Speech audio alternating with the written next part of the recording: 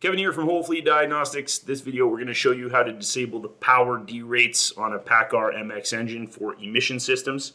Let's go ahead and check it out. So here we are in the Jaltest software.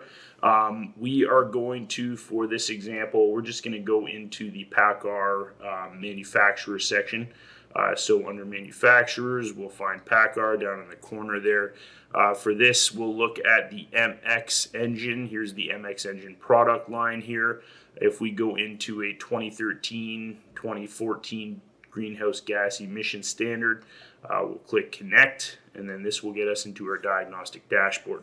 Now, from here, we are going to head into the maintenance section. So the maintenance section is also where you'll find your after treatment regeneration procedure. So under maintenance, we've got regeneration right here. There's the disabling of the EGR power reduction and disabling of the DEF power reduction, so that you can do your test drive and get rid of those derates associated with your after treatment system faults. So there you have it. The Jaltest diagnostic software, once again, able to go through and do some pretty